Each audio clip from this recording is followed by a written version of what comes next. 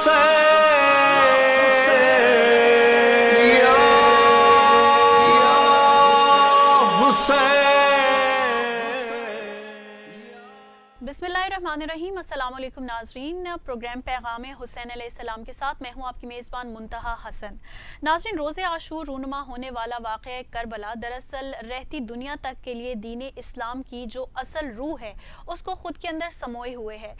बहुत से मजहबी स्कॉलर्स, मजहबी रहनुमाओं की जानिब से अपने अपने अंदाज में वाक़या करबला के अग़राज़ व मक़ासिद को पेश किया जाता है, लेकिन अगर तारीख़ की बात की जाए, तारीख़ के झरोकों से उठाकर इसको देखा जाए, इसके मक़ासिद को, तो ख़ुद इस तहरीक के जो असल बानी थे, जो कि हज़रत इमाम हुसैन अलैहिस्सलाम थे, उन्होंने जब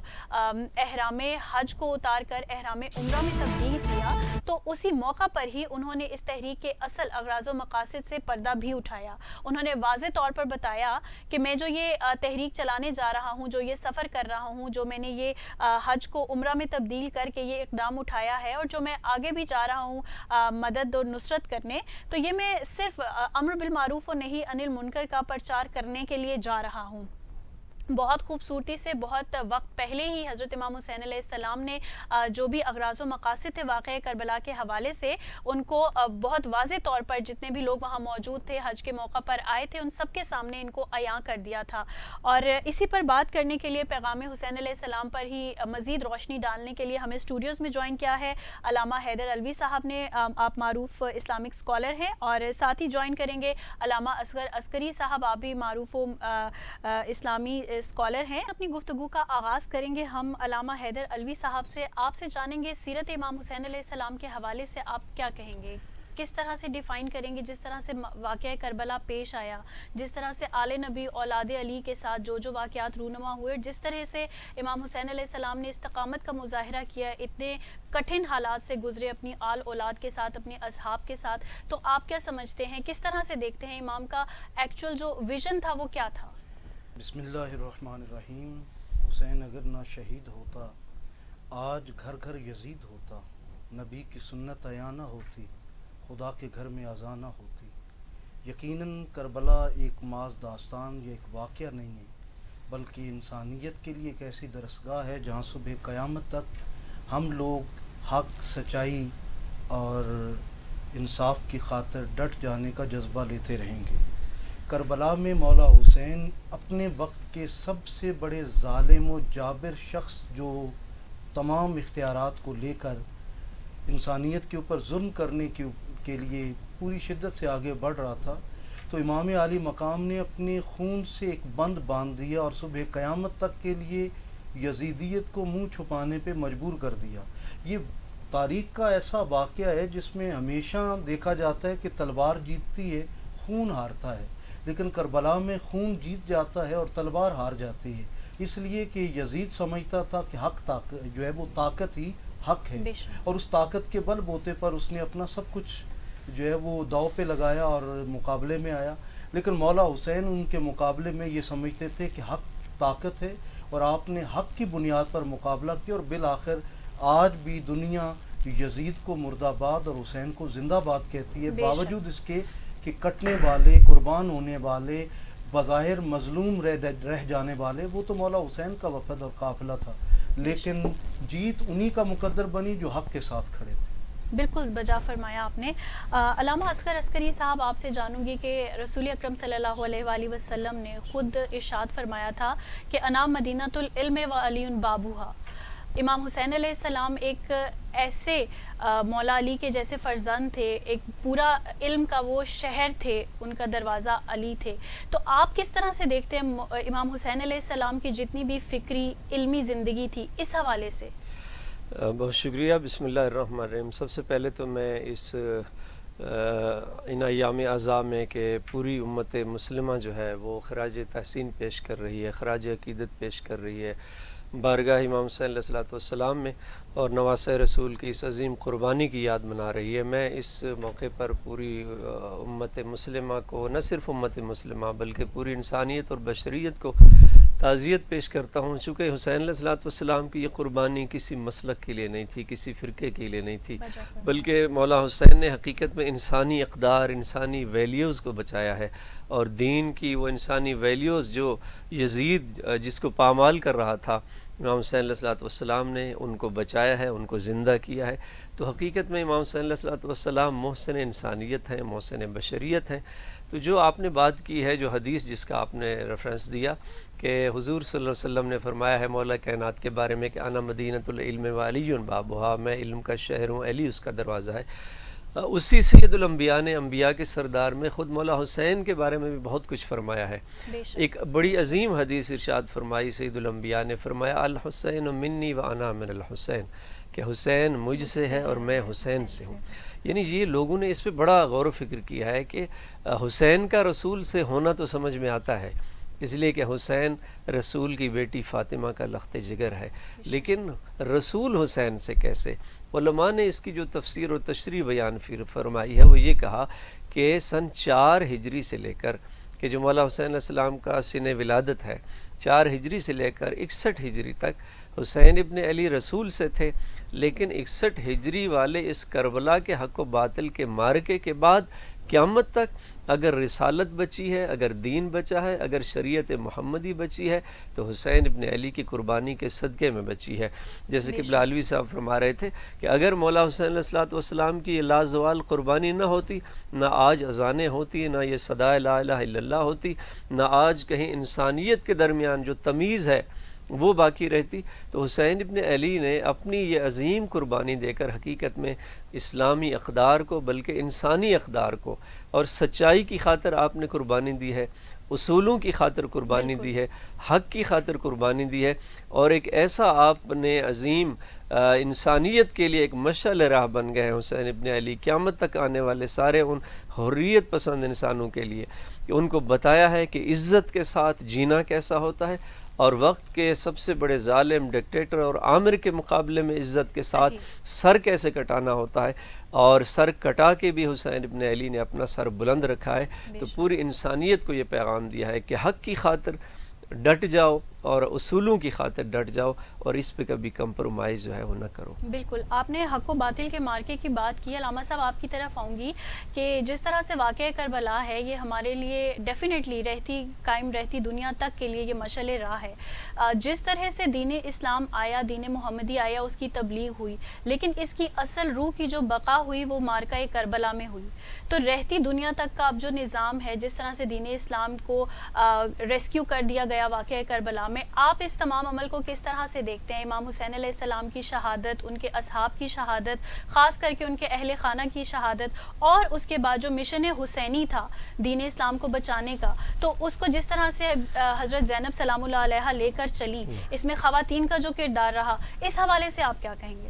دیکھیے، جب اسلام حالت امن میں تھا تو سیدہ زینب کبریٰ سلام اللہ علیہ چادر اور چار دیواری میں تھیں،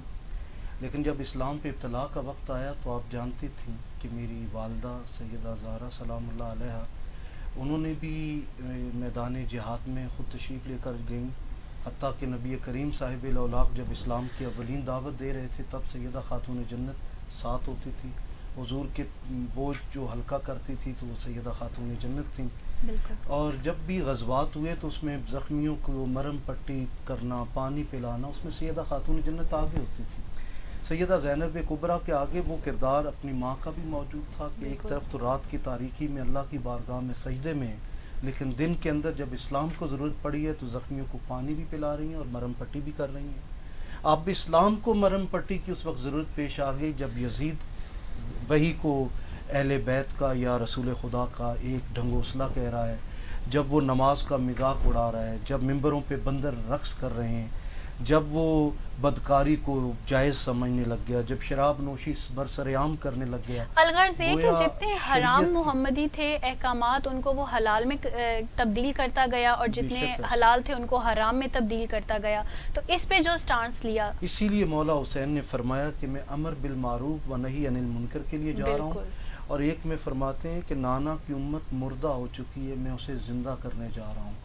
بعض دفعہ ایسے بھی لوگ سمجھتے ہیں کہ عبادات سے ہی زندگی ملتی ہے، نہیں، کچھ چیزیں معرفت سے بھی تعلق رکھتی ہیں. زبردست. مثلا مدینہ المنورہ میں مولا حسین موجود ہیں. کوئی بالغ بچہ ایسا نہیں ہے جو نماز نہ پڑھتا ہو، بوڑھا ایسا نہیں ہے جو کانپتی لاٹھی لے کر نماز میں نہ آتا ہو. روزہ ہر بالغ رکھ رہا ہے، بوڑھا بھی رکھ رہا ہے، جوان بھی. اور اسی طرح زکوٰۃ دینے والا ملتا ہے، لینے والا نہیں ملتا. حج میں کعبہ بھرا ہوا ہے اور مولا حسین احرام اتار کر اس کو عمرے میں بدل کر وہاں سے تشریف لے کر کربلا جا رہے ہیں اور فرما رہے نانا کی امت مردہ ہے، میں اسے زندہ کرنے جا رہا ہوں. علماء نے اس پہ تصریح قائم کی ہے کہ عبادات کے ہوتے ہوئے اگر امت اپنے وقت کے امام کو نہیں پہچانتی ہے تو وہ زندہ ہو کر بھی مردہ ہے. اسی لیے لوگ کہتے ہیں کہ جب اہل مدینہ نے بیعت کر لی تو مولا حسین نے کیوں نہیں کی. لیکن اس پر صوفیہ یہ فرماتے ہیں کہ جب وقت کے امام نے بیعت نہیں کی تو اہل مدینہ نے کیوں کی؟ اس لیے کہ یزید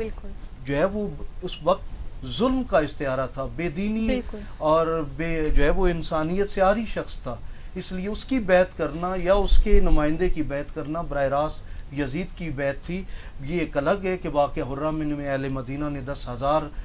نوجوانوں کی قربانیاں دے کر اس شرمندگی کو دھونا چاہا، لیکن بہر صورت مولا حسین نے یہ کہنا بتایا ہے کہ امت اگر عبادات رکھے لیکن وقت کے امام سے لا تعلق ہو جائے تو وہ امت زندہ ہو کر بھی مردہ ہے. اور امام 72 ساتھ ہوں تب بھی امام پر لازم ہے کہ وہ اللہ کی توحید کو، نانا کی رسالت کو اور قرآن اور شریعت کے پیغام کو اس کو محفوظ کرنے کے لیے اگر سر کٹانا بھی پڑ جائے تو اس میں یہ نہیں کہیں گے کہ ہم صبر کرتے ہیں، بلکہ تاریخ نے یہ بتایا کہ جہاں صبر کرنا تھا وہاں مولا حسین اور ان کے خاندان نے شکر ادا کیا کہ مولا تیرا شکر ہے میرا علی اصغر قبول کر لیا، میرا علی اکبر قبول کر لیا، انہوں محمد قبول کر لیا. یہ نہیں کہا کہ ہم صبر کرتے ہیں. یہ پروانہ تھا ان اللہ مع الصابرین کہ اللہ صبر کرنے والوں کے ساتھ ہے. لیکن یہاں صبر کے مقام پر مولا حسین شکر ادا کر کے یہ پیغام دے رہے ہیں کہ اہل بیت اطہار کا مقام الگ ہے اور عام انسان اور مسلمانوں کا مقام الگ ہے. بالکل، بے شک. علامہ اصغر عسکری صاحب آپ کی طرف واپس آؤں گی. آپ سے جاننا چاہیں گے کہ جب کربلا کے میدان میں پہنچنے سے پہلے ہی حضرت امام حسین علیہ السلام کو مسلم بن عقیل کی شہادت کا علم ہو چکا تھا،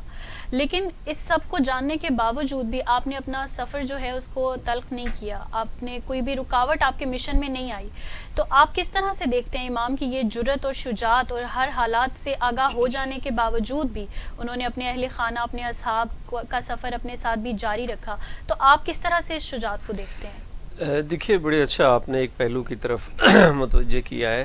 امام حسین علیہ السلام جب مدینے سے چلے تھے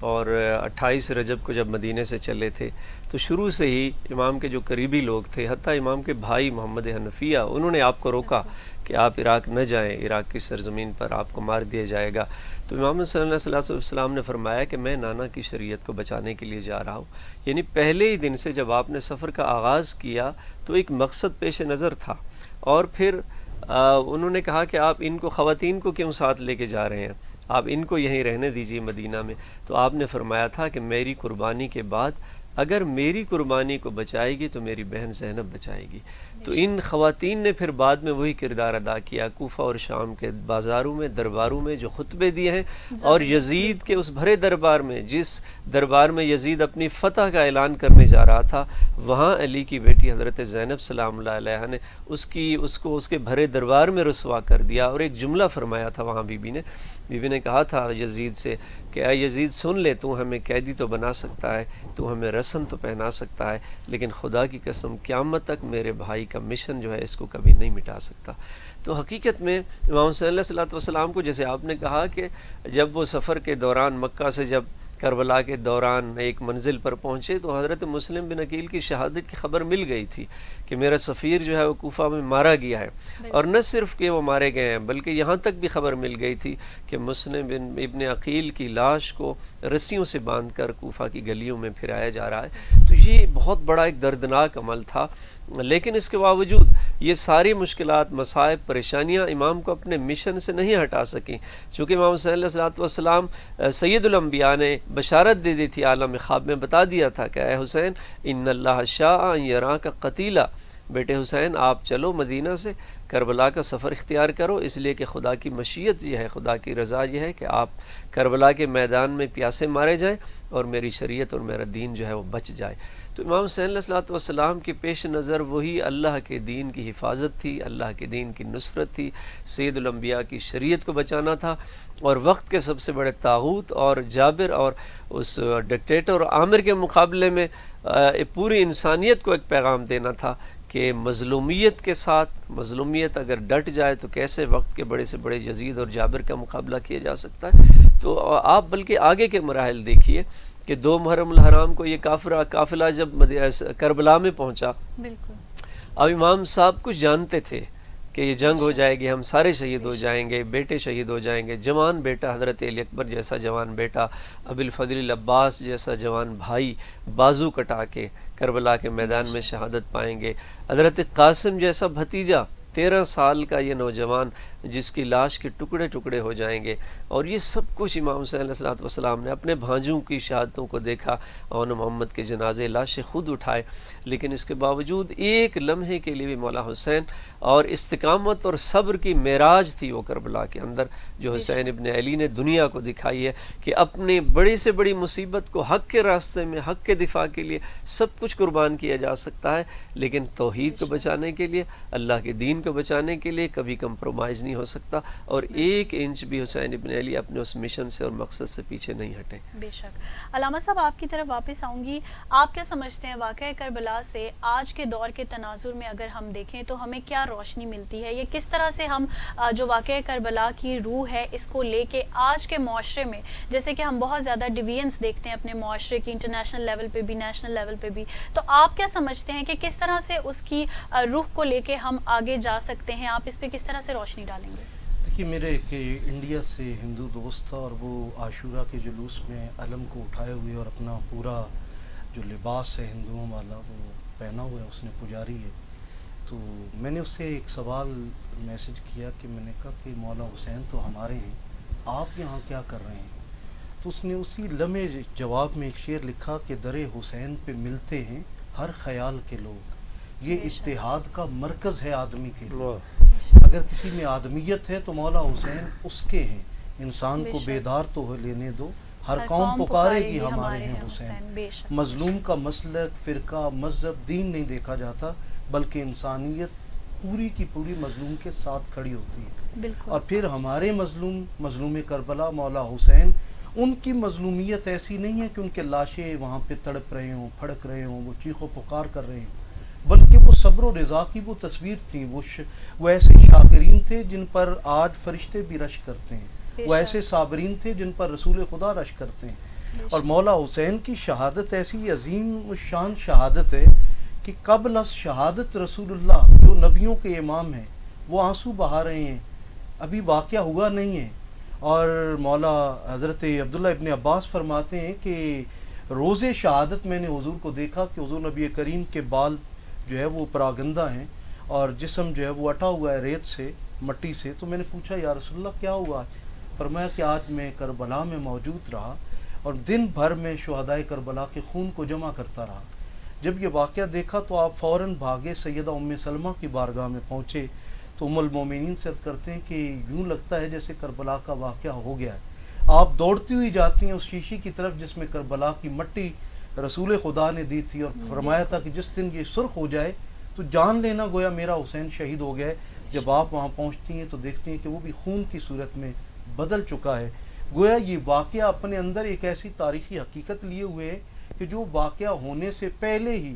رسول خدا کی آنکھوں کو نم کر رہا ہے، مولا مرتضیٰ کی آنکھوں کو نم کر رہا ہے، سیدہ خاتون جنت سجدوں میں دعائیں کرتی ہے، اللہم ثبت حسینہ، اے اللہ جب کربلا سجے میرے حسین کو ثابت قدم رکھنا۔ آج ہمارے ہاں میڈل ملنے لگے کسی ہمارے بیٹے کو تو مائیں دعائیں کر رہی ہوتی ہیں مصلی پہ۔ اسلام میں سب سے بڑا میڈل شہادت تھا، اور شہادت کو عبادت کا درجہ کربلا میں مولا حسین نے دیا، اس لیے کہ رسول اللہ کی خواہش تھی اللہ مجھے بھی شہادت ملے، لیکن غدیر کے دن اللہ پاک نے فرمایا واللہ یعصمک من الناس، اللہ انسانوں سے آپ کی حفاظت کرے گا۔ شہادت تڑپ رہی ہے کہ رسول اللہ مجھے بھی اپنے گلے سے لگائیں، میں بھی عبادت بن جاؤں۔ باقی ساری عبادات حضور نے کی، شہادت کی عبادت حضور نہیں کر سکے۔ اب اللہ پاک نے ایک ایسے وجود کا انتخاب کیا جو حسین کی صورت میں گویا سیرت مصطفیٰ کا ایک نامکمل باب شہادت تھا، جس کی تکمیل کربلا میں مولا حسین نے کی، اور یہ نبی نے کر دی، اور یہ شہادت تو کہہ رہی تھی کہ میں زندگی دیتی ہوں، لیکن یہ منظر کسی نے دیکھا نہیں تھا، شہادت زندگی کیسے دیتی ہے۔ وہ کٹا ہوا سر نیزے کی نوک پر جب سورہ کہف کی آیات سنا رہا تھا تو پوری انسانیت کو یہ پیغام دیا جا رہا تھا، اگر حق کے راستے پہ کٹنے کا موقع ملے تو تاریخ حسینی دہرانا اور کردار حسینی کو دوبارہ دہرانا، تاکہ تمہیں بھی پروردگار عالم حیات جاویداں اور ہمیشہ کی زندگی عطا کرے، اس منصب پہ فائز کرے۔ بے شک، زبردست زبردست، بہت بہت شکریہ علامہ حیدر علوی صاحب، آپ نے ہمیں جوائن کیا۔ علامہ اصغر عسکری صاحب، بہت ہی سیر حاصل گفتگو کی آپ سے ہم نے، اور کربلا در حقیقت ایک میدان عشق ہے۔ اس میدان عشق میں ایک معشوق، ایک عاشق نے اپنے معشوق کے لیے جس طرح سے اپنا کنبہ، اپنے اصحاب، اپنے اہل و عیال قربان کیے، اس کی نظیر ہمیں ابھی تک تو کیا رہتی دنیا تک بھی نہیں ملے گی۔ اسی کے ساتھ ہی آج کے پروگرام کا وقت یہاں اختتام پذیر ہوا چاہتا ہے۔ اپنی میزبان کو اجازت دیجیے گا، خدا حافظ۔